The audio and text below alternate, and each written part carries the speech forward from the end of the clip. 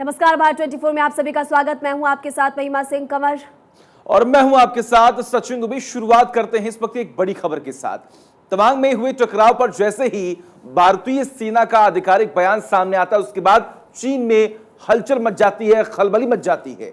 चीन के सरकारी अखबार ग्लोबल टाइम्स ने इस पूरे टकराव के लिए भारत को दोष दिया है। ग्लोबल टाइम्स की तरफ से आई एक रिपोर्ट में विशेषज्ञों का हवाला देते हुए लिखा गया कि ऐतिहासिक तौर पर सर्दियों में भारत चीन सीमा पर शायद ही कभी कोई टकराव देखा गया हो और झड़प के लिए भारतीय सेना को जिम्मेदार यहाँ पर ठहराया। सर्दियों में सीमा पर कभी झड़प नहीं हुई। चीन की तरफ से, चीन के अखबार की तरफ से कहा गया तवांग झड़प पर चीनी मीडिया का ये बयान सामने आया और इस बार ग्लोबल टाइम्स ने दावा किया कि इस झड़प के लिए और कोई जिम्मेदार नहीं बल्कि भारत है। और देखिए, इस बयान के बाद तमाम प्रतिक्रियाएं सामने आ रही हैं। पीएलए के तमाम जो सेना थे वो जब वहां पर पहुंचे तो उन्हें खदेड़ दिया गया। खदेड़ने के बाद तमाम खबरें सामने आई। इस बात का जिक्र हुआ कि जो चीनी सैनिक हैं वो गंभीर रूप से घायल हुए हैं, लेकिन इसके अलावा चीन ने ये बात नहीं मानी कि आखिर इस झड़प का जिम्मेदार चीन है। लेकिन ग्लोबल टाइम्स, जो कि चाइना का एक अखबार है, उस अखबार में इस बात का जिक्र किया, उस एक रिपोर्ट में इस बात का जिक्र किया कि उस झड़प का जो जिम्मेदार है वो भारत है, क्योंकि हमेशा से उन इलाकों में कभी भी ऐसी झड़प नहीं हुई है, क्योंकि हमारी तरफ से ऐसी कोई हरकत की ही नहीं जाती है। लेकिन इस बार जब 300 पीएलए तमाम जो सैनिक थे वहां पर पहुंचे, उन्हें मुंहतोड़ जवाब दिया गया और उन्हें खदेड़ कर वहां से भगा दिया गया। तो आपने देखा कि ये दावा चीन के एक अखबार की तरफ से किया गया, लेकिन जो तस्वीरें सामने आई थी वो कुछ और थी। आपने भी वो तस्वीरें देखी होगी जिसमें साफ तौर पर नजर आ रहा था कि चीन के सैनिक घुसपैठ की कोशिश कर रहे थे और फिर मुंहतोड़ जवाब हमारी सेना ने दिया, लेकिन दावा कुछ और पूर्व सेना प्रमुख मनोज नरवणे ने चीनी सेना पर बयान दिया। उन्होंने कहा कि चीनी सेना गली के गुंडों की तरह हरकतें कर रही है। और देखिए, चीनी सैनिक हर साल आते हैं और पिटकर वहां से चले जाते हैं। इस बात का भी जिक्र किया। उन्होंने कहा कि 21वीं सदी में भी पीएलए गली के गुंडों की तरह बर्ताव करता है। यह अभी और 2020 की बात नहीं है। चीन की ओर से हर साल 2 से 3 दफा इस तरह के प्रयास किए जाते हैं, पर उन्हें कभी खदेड़ दिया जाता है। तो देखिए किस तरीके से इस बात का जिक्र हो रहा है कि ये पहली बार नहीं है, कई बार ऐसे चीनी सैनिक घुसपैठ करने की पूरी कोशिश करते हैं एलएसी पर, लेकिन ऐसे ही उन्हें मुंहतोड़ जवाब दिया जाता है, उन्हें भगा दिया जाता है, उन्हें खदेड़ दिया जाता है। इस बात का जिक्र किया गया है। इस वक्त की बड़ी खबर आपको बता दें कि तवांग झड़प पर पूर्व सेना प्रमुख ने बयान दिया और उनकी तरफ से बयान में कहा गया कि गुंडों की तरह हरकत चीनी सेना करती है। ये हर साल आते हैं और पिटकर वापस चले जाते हैं। साल में 2-3 बार इस तरह की हरकत होती है। तो इससे पहले आपको बड़ी खबर बताई थी कि चीनी मीडिया की तरफ से, सरकारी अखबार की तरफ से कहा गया था कि पहले इस तरह की हरकत, पहले इस तरह कभी नहीं हुआ। लेकिन देखिए, अब यहाँ पर नरवणे की तरफ से साफ तौर पर यह कहा गया कि हर साल इस तरह की हरकतें चीनी सेना करती है। साल में 2-3 बार इस तरह की तस्वीरें सामने आती है और अब आप देखिए, इसको लेकर युद्धाभ्यास भी होगा और फिर दुश्मन देश देखेंगे भारत की ताकत। बिल्कुल सही कहा आपने महिमा। और देखिए, इसीलिए युद्धाभ्यास किया जा रहा है। आपको ये भी जानकारी दी कि पूरे की पूरे एलएसी पर, जहां पर बाउंड्रीज है एलएसी की, सुखोई 30 विमान वहां पर तैनात कर दिया गया है, जो कि काफी है अपने दुश्मनों को निस्तनाबूद करने में, उन तमाम लोकेशंस को निस्तनाबूद करने में जो हमें परेशान कर रहे हैं। वो पोस्ट जो वहां पर बनाए गए हैं अवैध तरीके से। लेकिन बड़ी बात यहां पर यह है कि पूर्व सेना प्रमुख की तरफ से इस बात का जिक्र हुआ कि यह पहली बार नहीं है, कई बार और छोटे छोटे टुकड़ियों में जो सैनिक है वो यहां पर पहुंचते हैं घुसपैठ करने के लिए। लेकिन हमारे जवान जो अलर्ट मोड पर हैं, एक्टिव मोड पे हैं, तमाम बाउंड्रीज पर मौजूद हैं, वो उन्हें मुंहतोड़ जवाब देते हैं और इसीलिए उन्हें हर बार भगा दिया जाता है। सचिन, और इस युद्धाभ्यास की अगर बात की जाए तो उसमें राफेल जेट भी शामिल होंगे और तमाम वो जेट शामिल होंगे। M777 हॉवित्जर की भी बात की जा रही कि वो भी इसमें शामिल होने वाले हैं।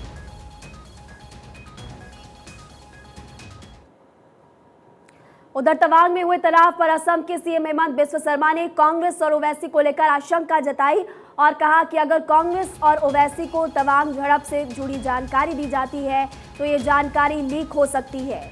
देखिए, हमेशा से ही जो मुख्यमंत्री हैं हेमंत बिस्वा शर्मा वो ऐसे बयान देते आए हैं और एक बार फिर उन्होंने तंज कसा है कांग्रेस पर और ओवैसी पर। उन्होंने इस बात का जिक्र किया कि अगर ओवैसी को कांग्रेस को कोई जानकारी दी जाती है तो वो जानकारी लीक हो सकती है। यह भारतीय सेना तय करेगी कि आखिर कब कौन सी जानकारी किसे देनी है और कितना बताना है। इस बात का भी जिक्र किया है मुख्यमंत्री ने। मुख्यमंत्री की तरफ से भी कहा गया कि चीन को हमारी सेना करारा जवाब दे रही है और ऐसे में इंफॉर्मेशन लीक होने का खतरा है। विधानसभा के सारे मौजूदा विधायक आज भारतीय जनता पार्टी में ज्वाइन किए।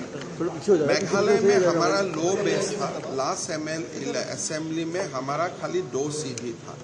आज सारू मौजूदा विधायक बीजेपी में ज्वाइन करना एक बहुत बड़ा बात है, बहुत बड़ा पॉलिटिकल डेवलपमेंट है in the context of Meghalaya. हमारा पूरा विश्वास है कि इस टाइम सरकार मेघालय में बीजेपी का नेतृत्व में ही बनेगा। और देखिए इस पूरे झड़प के बाद तमाम अलग अलग प्रतिक्रियाएं सामने आ रही। इस बीच में चीन के इस झड़प पर पीडीपी चीफ महबूबा मुफ्ती ने भी सरकार पर निशाना साधने का प्रयास किया और उनकी तरफ से कहा गया कि एलएसी पर जवानों की पिटाई हो रही है। मोदी सरकार सेना को पलटवार की इजाजत नहीं दे रही, सैनिकों को जवाब देने से रोका जा रहा। और महबूबा के इस बयान के बाद अब बीजेपी ने महबूबा मुफ्ती से सवाल पूछ लिया। सवाल पूछते हुए कहा कि क्या आप चीन की एजेंट हैं? तो लगातार इसको लेकर देखिए वार पलटवार का दौर भी तेज होता जा रहा है। केंद्र सरकार पर विपक्ष की तमाम पार्टियां हमलावर और बीजेपी की तरफ से जवाब सभी को दिया जा रहा। और देखिए रक्षा मंत्री राजनाथ सिंह ने दोनों सदनों में इस बात का जिक्र किया था कि हमें एक स्वर में हमारे सैनिकों के शौर्य को सलाम करना चाहिए, उन तमाम जवानों को सलाम करना चाहिए जो आज बाउंड्रीज पर मौके पर मौजूद है, जिनकी वजह से हम सुरक्षित हैं और इसको लेकर राजनीति नहीं करनी चाहिए। लेकिन वही दूसरी तरफ विपक्षी पार्टियां लगातार इस पूरे मामले को लेकर सेना पर सवाल खड़ा करती हुई दिखाई दे रही हैं। Already said that they have already, occupied our land in Ladakh. They have also occupied land in Arunachal Pradesh, as per the, statement given by the BJP member parliament. But unfortunately, BJP is doing nothing about it. Our soldiers have been beaten up by them. They are not allowed to retaliate. This is a very sorry state of affairs. Very sorry. और चलिए इसी से जुड़ी हुई आपको इस वक्त की एक और बड़ी खबर बता दें कि चीन का जासूसी जहाज यांगवांग 5 कुछ दिन पहले हिंद महासागर क्षेत्र में आया था। अब चीनी पोत को भारतीय सीमा क्षेत्र से बाहर निकाल दिया गया है। भारतीय नौसेना के सूत्रों ने बताया कि इस पोत की लंबे समय से निगरानी की जा रही थी। और देखिए इसके लिए लंबी दूरी के निगरानी वाले ड्रोन और समुद्री गश्ती विमान इस्तेमाल किए जा रहे थे। इस जहाज को लेकर बड़ा खुलासा यह हुआ है कि चीनी जहाज अंतरिक्ष गतिविधि को ट्रैक करने के लिए मिशन पर था। ऑस्ट्रेलिया के पास सुंडा, लोम्बोक और ओम्बी वेदर स्ट्रेट का उपयोग करते हुए परमाणु पनडुब्बी ऑपरेशन के लिए समुद्र तल का नक्शा बनाना इसका मकसद था। तो अंतरिक्ष गतिविधि को ट्रैक किए जहाज कर रहा था। परमाणु पनडुब्बी ऑपरेशन के लिए मैपिंग की जा रही थी। आप देखिए चीनी जहाज से जुड़ी हुई ये बड़ी खबर इस वक्त भारत 24 आपको बता रहा है कि चीनी जहाज मैपिंग कर रहा था और हिंद महासागर में भी चीनी जहाज उतरा था। इससे पहले भी देखिए बड़ी खबर आई थी कि एम्स के सर्वर को हैक करने की कोशिश भी चीन की तरफ से की गई थी। हैकर्स ने हैक किया था। अब उसके बाद आपने तवांग से वो तस्वीरें भी देखी। अब ये बड़ी खबर निकलकर सामने आई चीनी जहाज से जुड़ी हुई कि मैपिंग की कोशिश की जा रही थी। चीनी जहाज मैपिंग की कोशिश कर रहा था। सचिन बिल्कुल सही कहा। और देखिए अलग अलग तरीके से लगातार टेक्नोलॉजी का इस्तेमाल करके अहम जानकारी जुटाने में लगातार लगा हुआ है, लेकिन पूरी कोशिश जो चीन कर रहा है वो हर बार नाकाम होगी।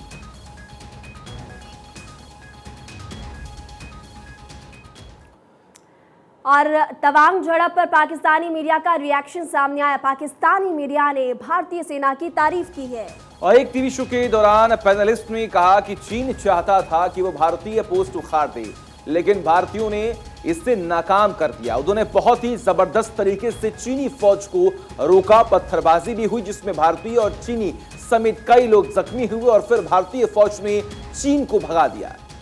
पाकिस्तान की मीडिया ने इस झड़प को भारत अमेरिका के बीच हुए युद्ध अभ्यास का कारण भी बताया। कहा भारत तो अपने नुकसान बता भी देता है लेकिन चीन कभी नहीं बताता।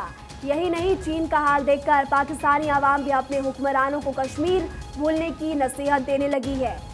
उनका यह भी कहना है कि यदि दो में से एक का चुनाव करना हो तो कश्मीर को भारत के साथ जाना चाहिए। भारत पावरफुल है तो वो कश्मीर को सपोर्ट कर सकता है। पाकिस्तान को खुद पर ध्यान देने की जरूरत है। तो भारत ने चीनी सैनिकों को भगाया। पाक मीडिया ने देखिए भारत की तारीफ की है और भारत को पावरफुल देश भी बताया। कश्मीर को भारत का हिस्सा होना चाहिए ये भी कहा।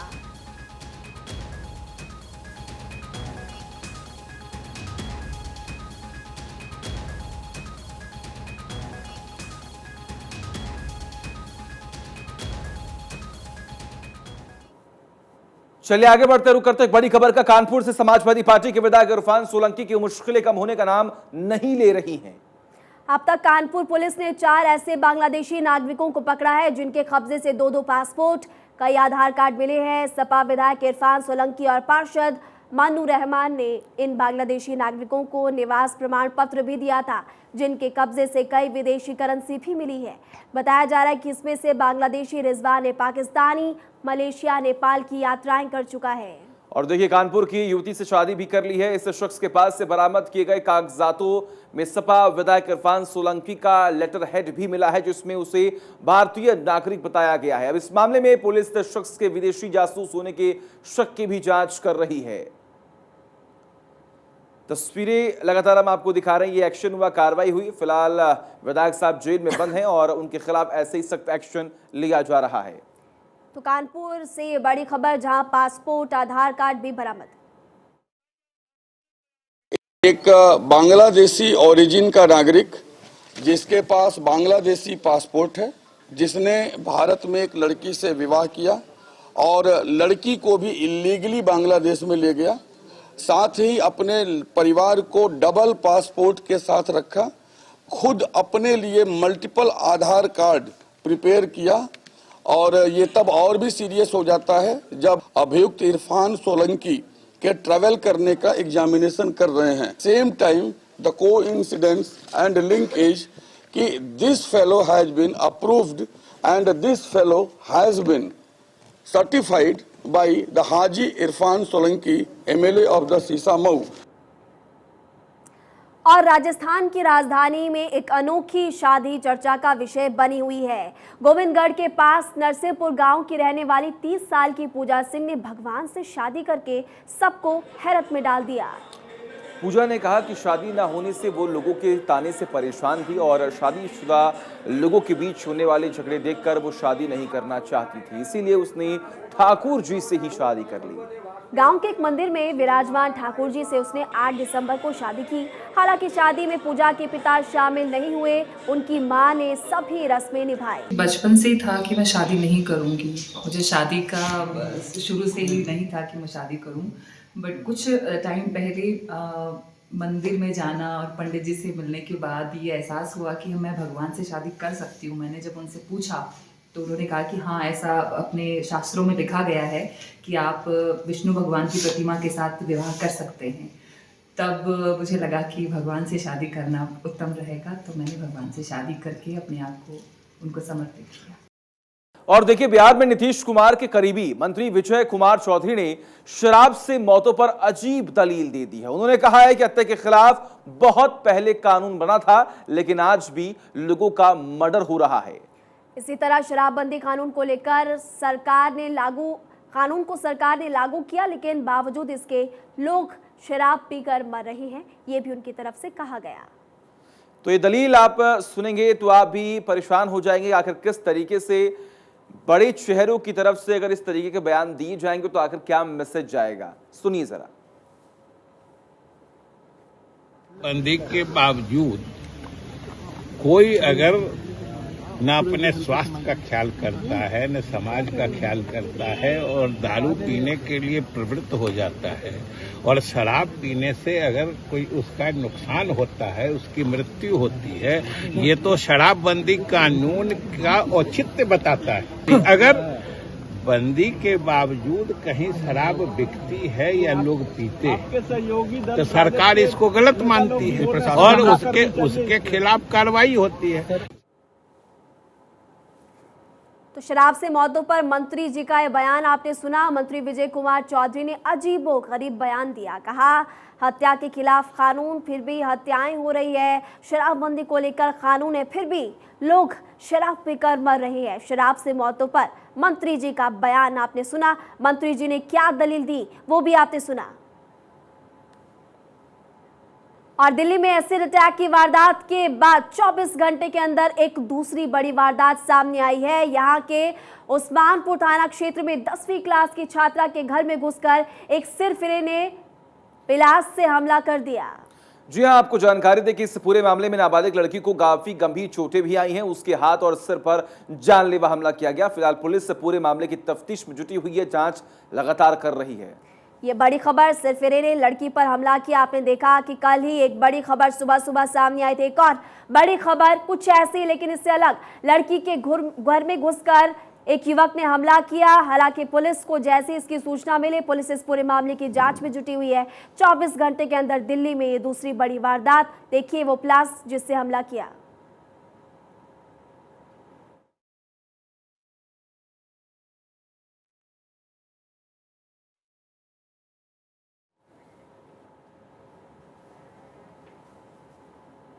चलिए आगे बढ़ते रुक करते एक बड़ी खबर का पाकिस्तान को लेकर एक बड़ी खबर सामने आ रही, जहां पर यूएनएससी में भारत ने पाकिस्तान को लताड़ लगाई है। आपको जानकारी दें कि इस पूरे मामले को लेकर तमाम बयानबाजियां हुई हैं और इंटरनेशनल लेवल पर भी इस पूरे मामले को कुछ लेकर बयान दिया गया है। विदेश मंत्री अजय शंकर की पाकिस्तान को खरी खरी कश्मीर राग अलापने पर करारा जवाब मंत्री ने दिया।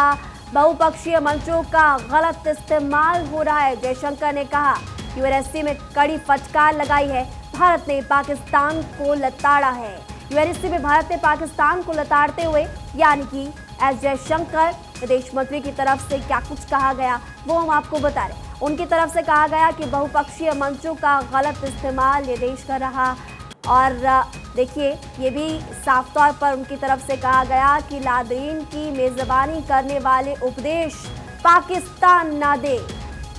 बिल्कुल, और इससे पूरे मामले को लेकर देखिए तमाम जो प्रतिक्रियाएं वो भी सामने आ रही हैं। विदेश मंत्री एस जयशंकर ने तल्ख टिप्पणी की और इस बात का जिक्र किया कि देखिए इंटरनेशनल मंच का जो इस्तेमाल है वो पाकिस्तान की तरफ से गलत किया जा रहा है, क्योंकि पाकिस्तान की तरफ से कश्मीर राग हर बार इंटरनेशनल प्लेटफॉर्म पर अलापने का जो प्रयास होता है उसको हर बार मुंहतोड़ जवाब दिया जाता है। और इस बार भी विदेश मंत्री एस जयशंकर ने इस बात का जिक्र किया कि जो राष्ट्रीय प्लेटफॉर्म्स है वहां पर गलत तरीके से उसे पोर्ट्रे करने का पूरा प्रयास होता है, पाकिस्तान गलत इस्तेमाल करता है।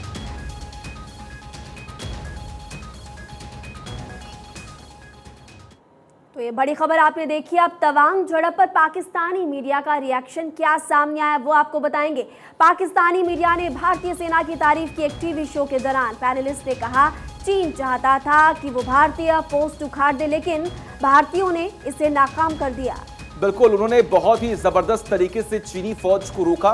पत्थरबाजी भी हुई जिसमें भारतीय और चीनी समेत कई लोग जख्मी हुए और फिर भारतीय फौज ने चीन को भगा दिया। पाकिस्तान की मीडिया ने इस झड़प को भारत अमेरिका के बीच हुए युद्धाभ्यास को कारण बताया है और साफ तौर पर कहा कि भारत अपने नुकसान बता देता है लेकिन चीन कभी नहीं बताता।